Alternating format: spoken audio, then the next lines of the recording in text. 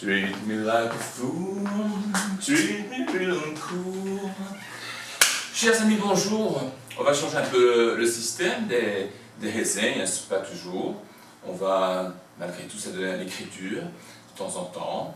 Et pour gagner du temps, parce que c'est vrai que cette année 2016 a été un petit peu chamboulée, du moins en ce qui me concerne, on va essayer de rattraper un peu le temps perdu jusqu'à la fin de l'année. Et donc j'ai décidé de faire quelques chroniques d'albums, opinion évidemment totalement personnelle, mais qui en général est partagée par les éminents collègues brésiliens, critiques musicaux. Et donc, je voulais en faire 5, voilà. Mais finalement, pour que ce soit un peu plus cool, et puis parce que je voudrais parler aussi de l'un ou l'autre livre que j'ai pu lire, ceci pour le public francophone davantage. Donc, on va un peu mêler tout ça, voilà, on va essayer de faire ça le plus court possible, parce qu'on sait que sur Internet, la consommation n'a pas beaucoup de patience, et ça s'applique à moi également. Alors en fait, je vais parler de 3 albums, ça pourra également être des albums d'une autre époque, hein, d'une autre année, d'une autre décennie. Enfin, on va commencer évidemment avec quelques albums à rattraper qui sont sortis cette année, 2016. Alors, je me rends compte que, et c'est un peu chaque année la même chose, que des albums intéressants, de groupes un petit peu moins connus, commencent seulement à apparaître maintenant, alors que la première partie de l'année, en général, est un petit peu lente et ne fournit pas réellement de grandes surprises. Ceci dit, est sorti, c'était quand même un événement, hein, c'est un événement, la sortie de ceci, je le montre parce que c'est encore physique, hein, donc d'ici peu je vais avoir un peu de mal, je dois faire des photocopies, mais enfin voilà, c'est Amor Geral de Fernanda Abreu. 2-3 mots pour les francophones qui ne connaissent pas très bien ou qui ne connaissent pas la chanteuse.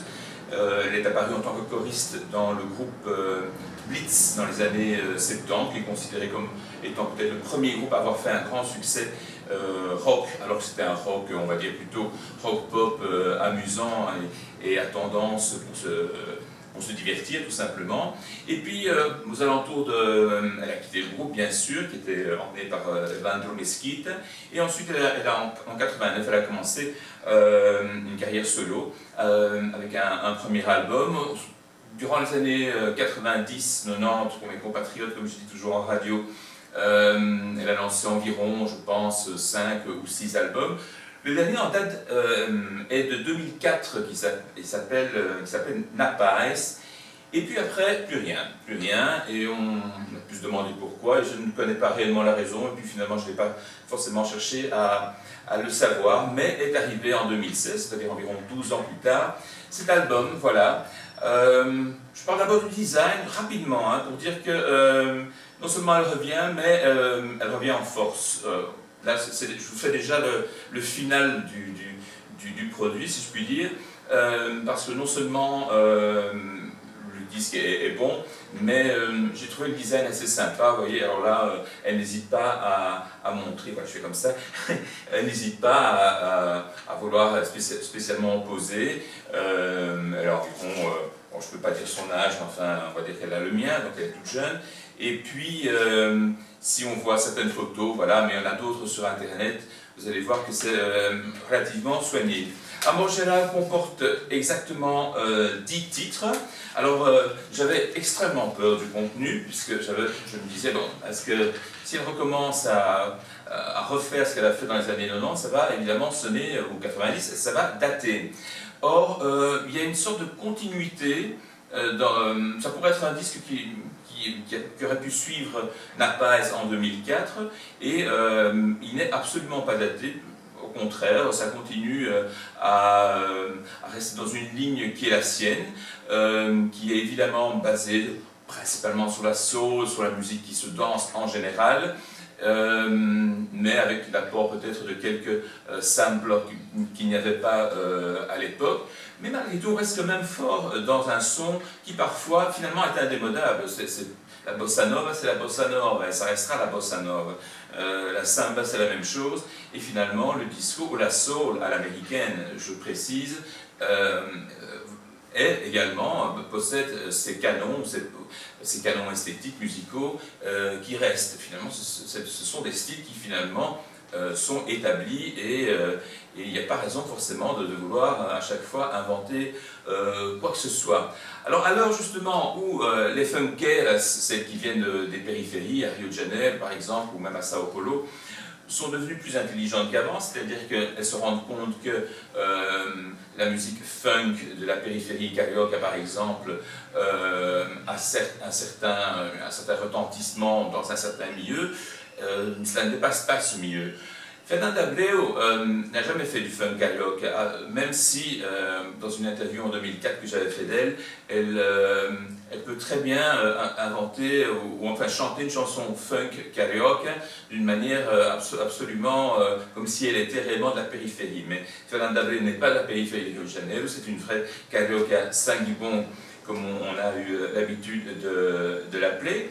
Et donc, sur cet album, ça commence en fait par le single qui s'appelle Autre aussi, et c'est un petit peu la couleur de l'album en réalité. C'est-à-dire qu'on se retrouve devant un morceau extrêmement envoûtant, passionnant, et mélodiquement intéressant. Pourquoi? Parce qu'elle arrive dans cette chanson qui est rythmée avec beaucoup d'effets, surtout au début, qui est très intéressant, je trouve, avec une répétition et une voix, sa propre voix qui est samplée et d'autres voix qui interviennent, avec quelques notes à peine qui sont répétées le long de la chanson, à faire quelque chose de tout à fait cohérent et même d'hypnotique. Parce que si on prend la séquence de notes de Autre aussi, qui est donc en d'autres mots, 3 ou 4 notes maximum. Donc sauf qu'elle décline cette séquence de notes en montant je sais pas, de 3 tons par exemple, en redescendant, avec son style à elle de pouvoir scander le texte. Et finalement, on a une chanson qui est réellement le point phare de cet album. C'est une formule qu'elle utilise également dans son deuxième titre qui s'appelle Tambor, qui voit le musicien percussionniste Afrika Bambaataa qui participe, qui est fort basé évidemment sur les percussions. On se retrouve, c'est à peu près la même formule, c'est quelques notes qui sont répétées et qui sont déclinées et qui font que ce sont peut-être les deux morceaux qui vont vous tomber dans l'oreille le plus facilement. Vous avez également des titres comme Deliciosamente, qui est uma coisa deliciosamente, enfim, c'est réellement, là on retrouve la Fernanda Abreu des premiers disques, c'est disco, soul, c'est chanté de manière sensuelle, et ça n'a pas d'âge. Donc on se retrouve avec la même soul de l'époque, comme vous pouvez pratiquer par exemple un Polio Zoli par exemple, et mélodiquement aussi c'est quelque chose d'intéressant. Je ne dirais pas que c'est la meilleure chanson de l'album, mais voilà. Alors qu'est-ce que j'ai encore noté par exemple? Voilà. Ah, oui, chose un petit peu différente par rapport aux autres albums, une prédominance sur les 10 titres de 2 ou 3 chansons beaucoup plus mélodieuses. Mais quand je dis mélodieuses, même sans rythme derrière, je pense à Valse du Desejo, qui est très très différent.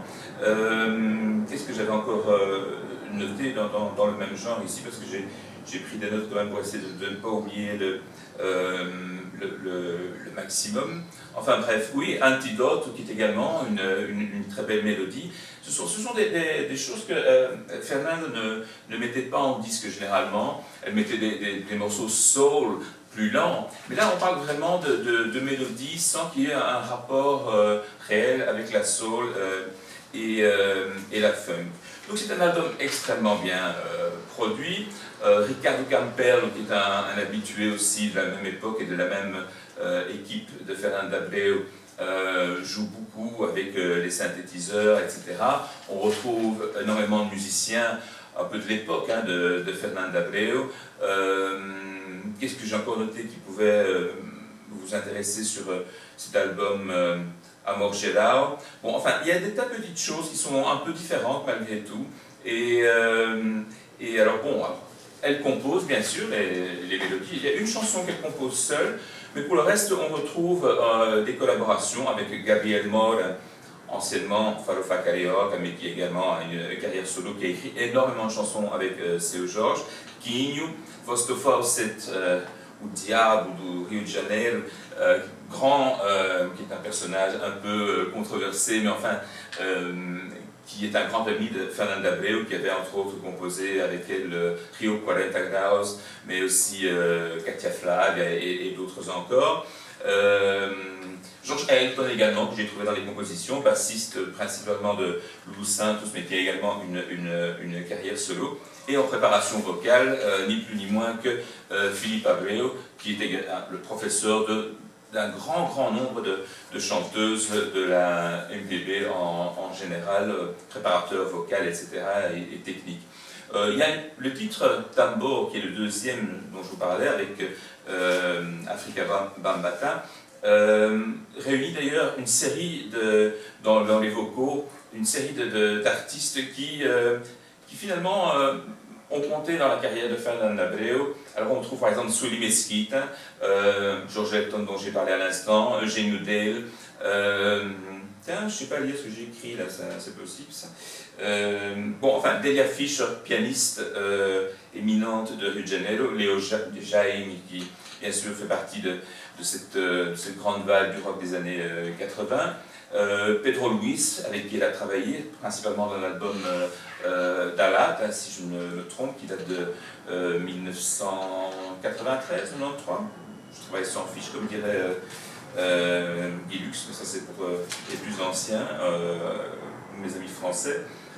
Donc voilà, j'ai sûrement oublié de vous dire des choses par rapport à Morgella, que je remonte. Encore une fois, je ne gagne pas 1 franc, mais en fait c'est simplement pour à titre d'information.